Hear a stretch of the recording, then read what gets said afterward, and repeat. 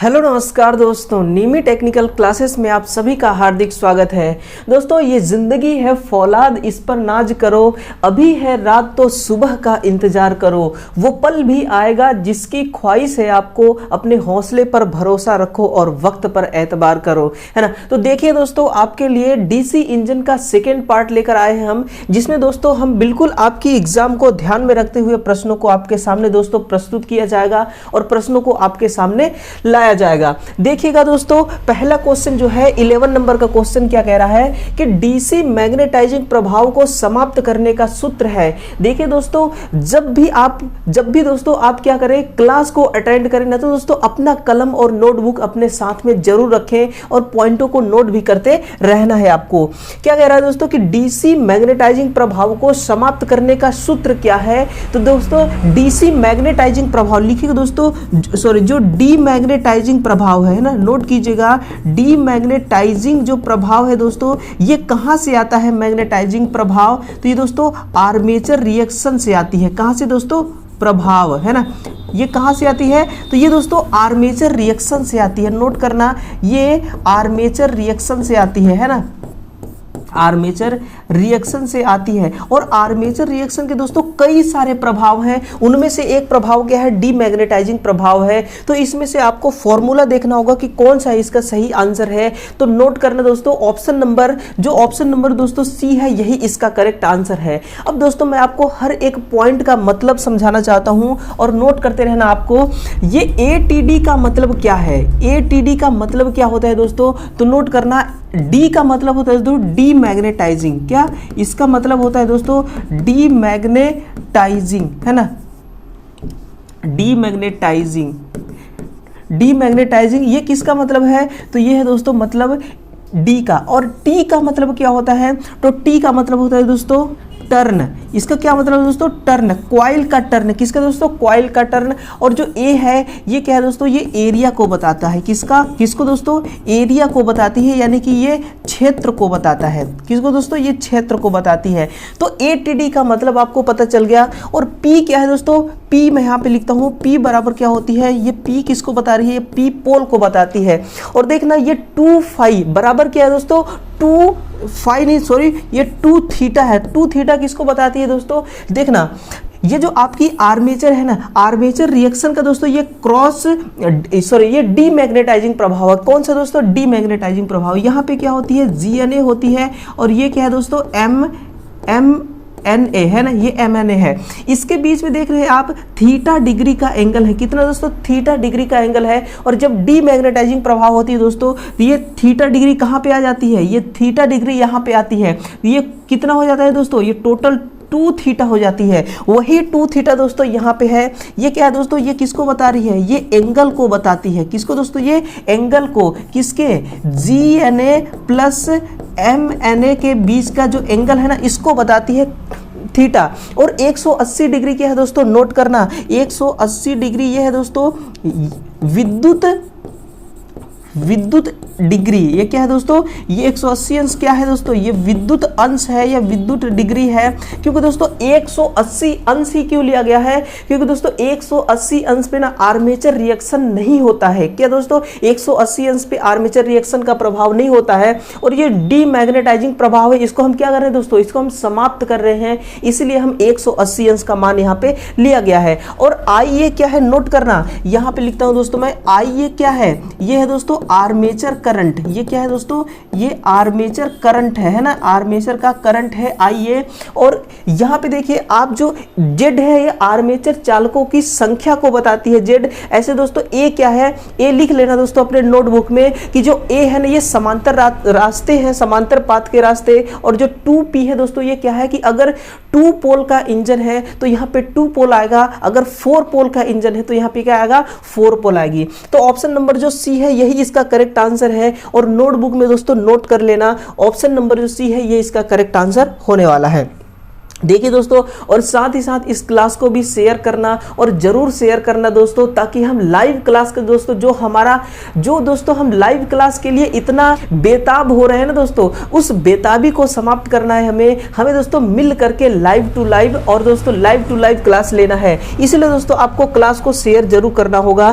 देखिए, किसी इंजन या जनरेटर के पोल फेस पर कितने प्रतिशत क्षेत्र को कवर कर सकने योग्य दोस्तों कंपनसेटिंग वाइंडिंग को लपेटी जाती है। दोबारा सुनना, क्या है कि किसी इंजन या जनरेटर के पोल फेस पर कितने प्रतिशत क्षेत्र को दोस्तों कवर कर सकने योग्य कंपनसेटिंग वाइंडिंग लपेटी जाती है। सुनना दोस्तों, क्या है कंपनसेटिंग वाइंडिंग का फॉर्मूला लिखना। कंपनसेटिंग है ना, क्या होता है दोस्तों कंपनसेटिंग वाइंडिंग, इसका फॉर्मूला क्या होता है दोस्तों लिखना, पोल आर्क। क्या होता है इसका फॉर्मूला, पोल आर्क बटा पोल पिच, ये इसका फॉर्मूला है, नोट करना दोस्तों। पोल आर्क बटा पोल पिच, ये क्या है, ये इसका सूत्र होता है। अब देखिए, मैं डायग्राम के माध्यम से समझाता हूं दोस्तों क्या होता है पोल आर्क और क्या होती है पोल फेस, है ना, पोल पिच।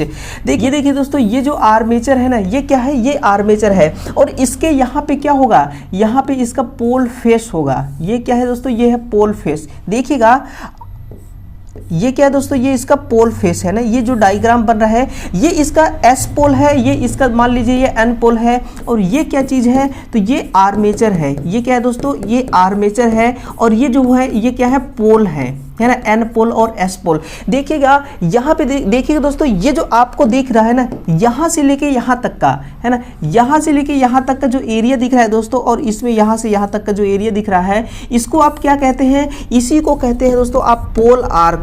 इसको क्या कहते हैं, पोल आर्क इसको कहा जाता है। और इस एरिया से देखिएगा, मैं हाईलाइट कर रहा हूं दोस्तों, यहां से लेकर यहां तक का जो ये एरिया दिखाई दे रहा है ना, ये वाली एरिया क्या कहलाती है, ये कहलाती है दोस्तों पोल फेस।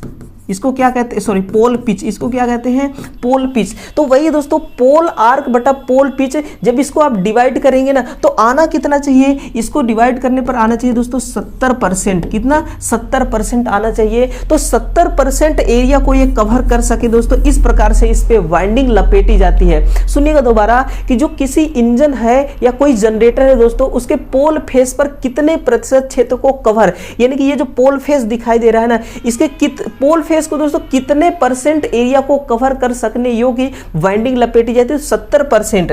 यानी कि देखिए यहां पे मैं दोबारा आपको हाईलाइट करता हूं दोस्तों, इसको क्या कहते हैं, इसको पोल फेस कहते हैं। तो पोल फेस पे दोस्तों कभी भी 100% कॉइल नहीं लपेटी जाती, इस पे केवल दोस्तों 70% ही कॉइल को लपेटा जाता है। तो इसका आंसर क्या होगा, ऑप्शन नंबर दोस्तों जो इसका बी है ना, ये करेक्ट आंसर होगा।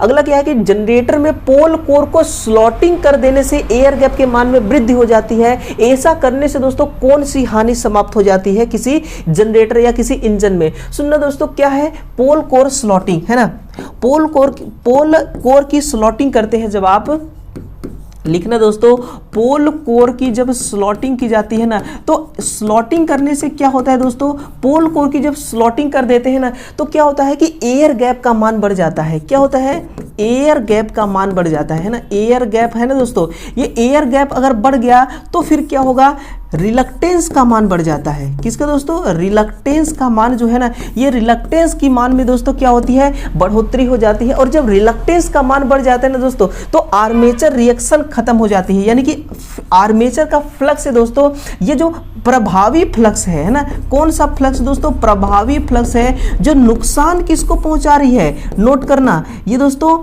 नुकसान पहुंचा रही है, ये किसको नुकसान पहुंचा रही है, मेन फील्ड फ्लक्स को नुकसान पहुंचाती है। यानी कि इसका प्रभावी फ्लक्स दोस्तों, इसकी फ्लक्स की जो तीव्रता है ना वो कम हो जाएगी, तो फील्ड फ्लक्स को कम प्रभावित करेगा। और दोस्तों जब फील्ड फ्लक्स कम प्रभावित होगा तो दोस्तों क्या होगा, आर्मेचर जो रिएक्शन है, नोट करना, आर्मेचर दोस्तों जो रिएक्शन प्रभाव है ना, ये आर्मेचर रिएक्शन दोस्तों क्या हो जाएगा, ये कम हो जाएगी। तो आर्मेचर रिएक्शन को कम करने के लिए हम क्या करते हैं, हम दोस्तों पोल कोर स्लॉटिंग करते हैं ना। ऑप्शन नंबर जो ए है करेक्ट आंसर होगा कि आर्मेचर रिएक्शन को समाप्त करने की कई सारे विधियां हैं दोस्तों, उसी में से क्या है एक पोल कोर स्लॉटिंग है ना। तो पोल कोर स्लॉटिंग करने से एयर गैप का मान बढ़ जाता है, जिससे दोस्तों क्या होता है रिलक्टेंस का मान बढ़ जाती है, जिससे आर्मेचर फ्लक्स का जो तीव्रता है, डेंसिटी है, वो दोस्तों प्रभाव जो है उसका वो कम हो जाता है, जिससे दोस्तों फील्ड फ्लक्स जो है ना इसको कम नुकसान पहुंचाता है आर्मेचर फ्लक्स, जिससे क्या होता है हमारा आर्मेचर रिएक्शन में दोस्तों सुधार आ जाता है। आर्मेचर रिएक्शन की जो हानि है वो क्या होती है दोस्तों, वो कम होने लगती है ना। तो ये इसका आंसर होगा ऑप्शन नंबर ए। अब देखिएगा अगला जो प्रश्न है ये क्या कह रहा है कि यदि किसी जनरेटर में क्रिटिकल प्रतिरोध से अधिक प्रतिरोध हो जाए तो दोस्तों क्या होगा कि उत्पन्न ईएमएफ में क्या प्रभाव पड़ेगा, ये आपको बताना है कि क्रिटिकल प्रतिरोध दोस्तों, जो क्रिटिकल प्रतिरोध है ना वो अगर अधिक हो जाता है तो दोस्तों उत्पन्न ईएमएफ का प्रभाव पर क्या प्रभाव पड़ेगा उत्पन्न ईएमएफ पर। देखिए दोस्तों क्रिटिकल प्रतिरोध किसको कहते हैं, लिखिएगा मैं यहां पे लिखता हूं दोस्तों क्रिटिकल प्रतिरोध, है ना। क्रिटिकल प्रतिरोध किसको कहते हैं, तो क्रिटिकल प्रतिरोध का जो अर्थ होता है ना दोस्तों वो नोट करना कि जिस प्रतिरोध पर क्या दोस्तों, जिस प्रतिरोध पर दोस्तों जनरेटर है ना, जिस प्रतिरोध पर जनरेटर दोस्तों क्या करता है वोल्टेज उत्पन्न करता है ना। जिस प्रतिरोध पर दोस्तों वोल्टेज उत्पन्न करता है कोई जनरेटर उसको कहते हैं क्रिटिकल प्रतिरोध। अगर दोस्तों इसी प्रतिरोध को हम बढ़ा दें, अधिक कर दें तो क्या होगा, तो लिखना दोस्तों कि अगर हम इसके प्रतिरोध को बढ़ा दें, आप दोस्तों एग्जाम्पल के लिए क्या मानेंगे, एग्जाम्पल के लिए आप मान लीजिए दोस्तों संट जनरेटर, कौन सी जनरेटर, संट जनरेटर एग्जाम्पल के लिए आप मान लीजिए। तो अगर संट जनरेटर है दोस्तों प्रतिरोध कौन सा होगा, तो इसका संट प्रतिरोध होगी, है ना। कौन सी प्रतिरोध होगी दोस्तों, संट प्रतिरोध होगी। सुनना कि संट करंट का मान इसमें क्या होगा, संट जनरेटर में संट करंट बराबर क्या होती है दोस्तों, टर्मिनल वोल्टेज बटे संट का प्रतिरोध। ये क्या होता है, ये फॉर्मूला होता है ना। अब सुनिए अगर संट जनरेटर में हम दोस्तों क्रिटिकल प्रतिरोध को बढ़ाते हैं तो क्या होगा, संट का रेजिस्टेंस बढ़ जाएगा, जिससे क्या होगा दोस्तों आपकी संट की करंट है ये कम हो जाएगी। सुनना संट का जो करंट है ना ये दोस्तों किसके समानुपाती होता है, ये दोस्तों संट के फ्लक्स के समानुपाती होती है। यानी कि अगर दोस्तों आपका संट का करंट कम है तो संट का फ्लक्स भी कम हो जाएगा, और जो संट का फ्लक्स होता है ना दोस्तों फाई एस एच, ये दोस्तों ईजी के समानुपाती होती है। किसके समानुपाती दोस्तों, ये ईजी के समानुपाती होती है। यानी कि अगर आपका फाई एस एच कम है तो ईजी भी कम हो जाएगी, है ना। ईजी क्या है दोस्तों, ये उत्पन्न ईएमएफ है ना, ये क्या है उत्पन्न दोस्तों ईएमएफ है। तो उत्पन्न ईएमएफ क्या हो जाएगा, फाइनली उत्पन्न ईएमएफ कम हो जाएगा। देखिए अगर दोस्तों आप RSH को बढ़ाते हैं तो EG का मान क्या हो जाएगा, कम हो जाएगा, है ना। उच्च EMF प्राप्त होगी या निम्न EMF, तो ऑप्शन नंबर दोस्तों क्या होगा, ऑप्शन नंबर बी इसका करेक्ट आंसर हो जाएगा, है ना। कि क्रिटिकल प्रतिरोध को अगर आप बढ़ाते हैं तो क्या होगा कि जनरेटर में दोस्तों जो उत्पन्न ईएमएफ है, जो जनरेटर पावर करंट वोल्टेज को उत्पन्न कर रही है ना, उस वोल्टेज के मान में दोस्तों क्या होगा, कमी आ जाएगी। इसीलिए हम क्रिटिकल प्रतिरोध को दोस्तों कभी भी अधिक नहीं करते। जिस प्रतिरोध पर दोस्तों क्या करता है कि जनरेटर उत्पन्न करती है वोल्टेज, उसी प्रतिरोध को कहते हैं क्रिटिकल प्रतिरोध। अगर उससे अधिक प्रतिरोध आप कर देंगे तो क्या होगा, जनरेटेड ईएमएफ का मान डाउन हो जाएगी।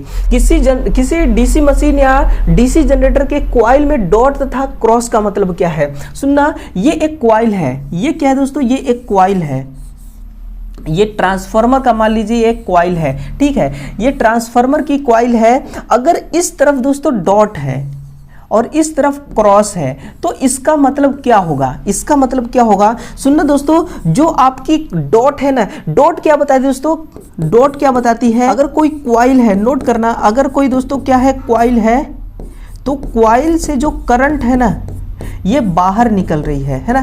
कॉइल से करंट का दोस्तों बाहर निकलना है ना, निकलना, कॉइल से करंट का दोस्तों बाहर निकलना, यानी कि इसमें एरो का निशान किधर होगा, एरो का निशान इधर होगा। अगर क्रॉस के लिए बोले दोस्तों तो क्रॉस में क्या होगा, इधर क्रॉस में जो एरो का निशान है वो इधर होगा। यानी कि इसमें करंट दोस्तों क्या कर रहा है, एंट्री कर रहा है, इसमें करंट क्या कर रही है, बाहर निकल रही है। तो किसी भी कॉइल में यही दोस्तों होता है डॉट और क्रॉस का मतलब। तो ऑप्शन नंबर जो डी है ना ये करेक्ट आंसर होगा। किसी जनित्र में डीमैग्नेटाइजिंग प्रभाव कौन सा नुकसान पहुंचाता है? ऑप्शन है फ्लक्स को कमजोर कर देना, उत्पन्न वोल्टेज को घटा देना, आर्मेचर फ्लक्स को घटा देना या दक्षता में वृद्धि करना। दोस्तों डीमैग्नेटाइजिंग जो प्रभाव है ना आर्मेचर रिएक्शन का, ये जनरेटर में दोस्तों क्या करता है? उत्पन्न ईएमएफ को घटाता है, उत्पन्न वोल्टेज को घटाता है। किसको दोस्तों? ये उत्पन्न वोल्टेज को घटा देता है ना। तो ऑप्शन नंबर जो बी है ये इसका करेक्ट आंसर होगा। देखिए अगला जो प्रश्न है कि डीसी इंजन के पोल सेम्फरिंग करने से इंजन को दोस्तों किस नुकसान से बचाया जाता है? अब दोस्तों बताइए सेम्फरिंग का मतलब क्या होता है? सेम्फरिंग का मतलब दोस्तों नोट करना, इस सेम्फरिंग का जो मतलब होता है ना दोस्तों वो होता है कि पोल को तिरछा बनाना। किसको दोस्तों? जो पोल है ना, पोल को तिरछा बनाना, पोल को दोस्तों क्या करना? पोल को तिरछा बनाना, ये सेम्फरिंग का मतलब होता है। सुनना दोस्तों मैं आपको बना के दिखाता हूं, ये देखिए ये क्या है? ये पोल दोस्तों एक तिरछे आकार का है। ये क्या है दोस्तों? ये एक पोल है और ये पोल क्या है दोस्तों? तिरछे आकार का है। यानी कि अगर इसको हम एन पोल दें, है ना, इसको अगर हम एन पोल नाम दें तो ये कौन सी हमारी पोल हो जाएगी? एस पोल हो जाएगी। ये दोस्तों एक बॉडी के अंदर लगी होती है। तो ये देखिए इसको तिरछा बनाने के क्या मतलब है कि लीकेज फ्लक्स को कम करना, ये दोस्तों लीकेज करंट को कम करना, लीकेज रिएक्टेंस या लीकेज विभव को कम करना। तो इसके लिए दोस्तों हमारा एक ही उद्देश्य होता है कि जो लीकेज फ्लक्स है ना इसको कम करना ही हमारा क्या होता है? मुख्य उद्देश्य होता है पोल को शेम्फरिंग करने का। और सुनना दोस्तों किस फ्लक्स को ये कम करता है? किस फ्लक्स की लीकेज को कम करता है? तो ये दोस्तों फील्ड फ्लक्स की लीकेज को कम करता है। किसको दोस्तों? ये फील्ड फ्लक्स की लीकेज को कम करता है। आप दोस्तों कहीं गलती से आर्मेचर फ्लक्स की लीकेज को मत कर देना आंसर, नहीं तो गलत हो जाएगा। फील्ड फ्लक्स की लीकेज को ये क्या करता है? कम कर देता है ना। तो ऑप्शन नंबर जो ए है ये इसका करेक्ट आंसर होगा। अब देखना दोस्तों अगला प्रश्न क्या है? अगला है कि डीसी जनरेटर में स्पार्किंग करने के कारण कौन सी हानि होती है? ऑप्शन ए है कि आर्मेचर का जल जाना, दिक् परिवर्तन का खराब होना या कार्बन ब्रश का खराब होना। सुनना दोस्तों जब स्पार्किंग होती है ना तो स्पार्किंग के दौरान की कम्यूटेटर के जो सेगमेंट होते हैं, ये देखिए ये क्या है? ये कम्यूटेटर के खंड है ना। ये क्या है दोस्तों? ये कम्यूटेटर के खंड है। इसमें क्या है? इनके बीच में ये जो ब्लैक कलर की दिख रही है ना दोस्तों, ये क्या है? ये है माइका। ये क्या है दोस्तों? ये है माइका। और ये जो रेड कलर में दिख रही है दोस्तों, ये क्या है? हार्ड, नोट करना दोस्तों, हार्ड ड्रॉन कॉपर। क्या है दोस्तों? हार्ड ड्रॉन कॉपर की बनी होती है ना। यानी कि रेड कलर में जो दिखाई दे रही है ये दोस्तों कम्यूटेटर का सेगमेंट जो हार्ड ड्रॉन कॉपर का जो हार्ड ड्रॉन कॉपर का बनाया जाता है। और माइका है दोस्तों ये जो इसके बीच में भरी जाती है, दो सेगमेंट के बीच में डाली जाती है ताकि ये आपस में शॉर्ट ना हो। जब स्पार्किंग होती है ना तो ये माइका दोस्तों क्या करता है? ये पिघलने की कोशिश करता है और जब ये पिघल जाएगी दोस्तों ये खराब हो जाएगी, डैमेज हो जाएगी, तो दो सेगमेंट को दोस्तों ये क्या कराएगी? शॉर्ट करा देगी। इसलिए दोस्तों दिक् परिवर्तन भी खराब हो जाती है। और जो दूसरी बात है कार्बन ब्रश जो है ना दोस्तों ये भी खराब हो जाते हैं। यानी कि ऑप्शन नंबर दोस्तों क्या होगा? ऑप्शन नंबर डी इसका करेक्ट आंसर होने वाला है ना। अब साथ ही साथ देखिए जो क्वेश्चन नंबर आपका 19 है ना, क्वेश्चन नंबर दोस्तों 19 है, उसको देखिएगा कि किसी डीसी जनरेटर में, किसमें दोस्तों? किसी डीसी जनरेटर में आर्मेचर रिएक्शन से होने वाली लॉस है। अगर दोस्तों डीसी इंजन में आर्मेचर रिएक्शन हो रहा है तो कौन सा लॉस होगा दोस्तों किसी इंजन में, वो आपको बताना है। उपर्युक्त सभी या air friction loss, copper loss या हिस्टैरिसीस लॉस। तो कौन सी लॉस होगी? वो दोस्तों हिस्टैरिसीस लॉस होती है। यानी कि कुल मिला के दोस्तों जो आपका आयरन लॉस है ना, ये आयरन लॉस होता है। और इस आयरन लॉस में देखिए दो प्रकार के लॉस होते हैं। एक दोस्तों हिस्टैरिसीस लॉस आती है ना, हिस्टैरिसीस लॉस है ना, हिस्टैरिसीस लॉस। और एक कौन सी लॉस है दोस्तों? एडी करंट लॉस है ना, eddy current loss. Eddy current loss दोस्तों इसको किसी और के नाम से जाना जाता है। एडी करंट लॉस को और किस नाम से जाना जाता है ये कमेंट करके बताइए दोस्तों कि एडी करंट लॉस को और किस नाम से जानते हैं, है ना। क्या वो फौकॉल्टो लॉस है? अगर दोस्तों आप इस बात से सहमत हैं तो कमेंट कीजिएगा कि एडी करंट लॉस को फौकॉल्टो लॉस कहते हैं या फिर हिस्टैरिसीस लॉस को फौकॉल्टो लॉस कहते हैं, ये कमेंट करके आपको बताना है ना। तो आंसर क्या होगा? ऑप्शन नंबर जो डी है ये दोस्तों इसका करेक्ट आंसर होगा। अगला क्या है दोस्तों, क्वेश्चन नंबर जो दोस्तों नंबरिंग थोड़ा सा मिस्टेक हो गई। यदि संट फ्लक्स है, कौन से दोस्तों, अगर संट फ्लक्स है ना, यहां पे मैं इसको 2 बना देता हूं।